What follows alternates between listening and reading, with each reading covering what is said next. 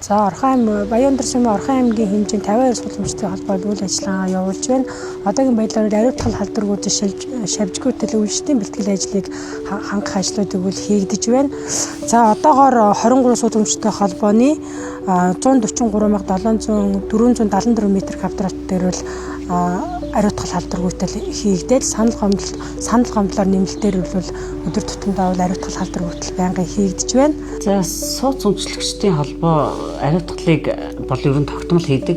5 сарын 15 гээд халалт зогссноос хойш тогтмол хийгддэг. Ер нь бол нэг янз бүрийн шавж ус үүрлэхгүй байх юм бол хавртаа нэг намартаа нэг хийцдэг. Одоо Эрдэнэ тусмын ажилчид ороод ямар нэгэн санал гомдол гарах юм бол тухай бүрт нь бүх сэхүүд адилхан яг одоо усны алдагдал ч юм уу нохоо бөөсний юу мэдээллээ авах юм бол тэр дор нь арга хэмжээ авч ажилдаг.